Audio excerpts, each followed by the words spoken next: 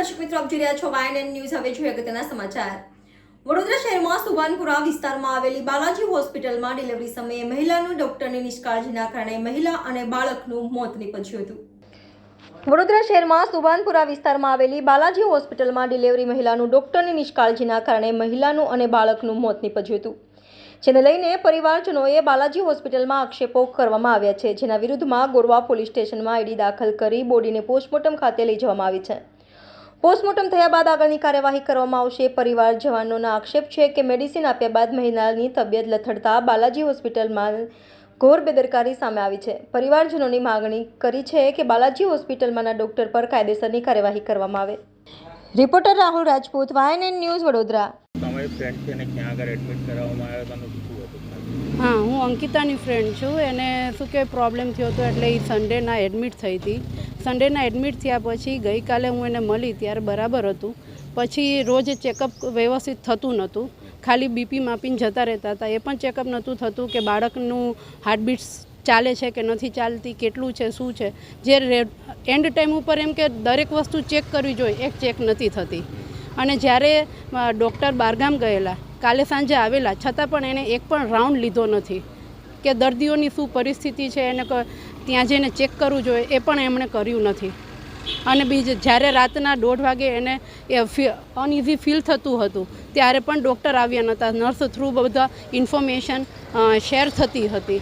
તો એ લોકોએ કીધું કે ના બરાબર છે, બીપી માપ્યું તો કે બરાબર છે, પણ પેલીનું શરીર એકદમ જ ઠંડુ પડતું હતું. છતાં પણ કોઈ પણ જાતની એ લોકોએ કાળજી ન લીધી, એમ જ કહી દીધું કે ના બધું ઓકે છે.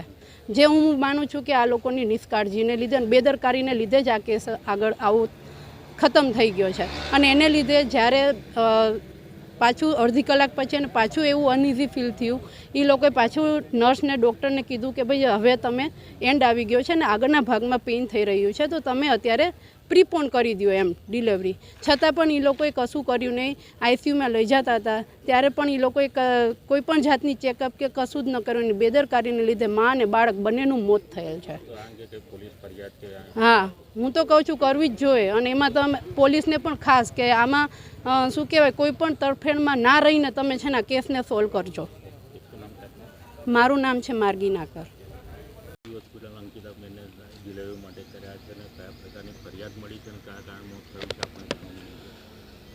ફરિયાદ તો નથી થઈ, અત્યારે હાલ ઈડી દાખલ કરેલી છે. ફેમિલીનું એવું કેવું છે કે ભાઈ કોઈ મેડિસિન આપવામાં કે તકલીફ થઈ છે, પણ અથવા પેનલ ડૉક્ટરથી જ PM કરવામાં આવશે તો જ ખબર પડશે. એટલે હાલ અત્યારે ઈડી દાખલ થયેલી છે ગોરવા પોલીસ સ્ટેશન ખાતે. ના, કશું નહીં, એમણે ખાલી એટલું જ કીધું છે ભાઈ કંઈ તબિયત તો સારી હતી, પણ ખાલી કે મેડિકલમાં કે દવા આપવામાં કીધી એ લોકો એવું કહે છે. પણ હાલ અત્યારે ઈડી દાખલ થઈ છે ગોરવા પોલીસ સ્ટેશન અને અત્યારે SSG હોસ્પિટલ જઈએ. હા, તો પેનલ જે રિપોર્ટ આવશે પછી જે હશે આગળની કાર્ય કરવામાં આવશે. હાલ તો ઈડી દાખલ કરેલી છે અહીંયા. Subscribe now and press the bell icon. Never miss an update.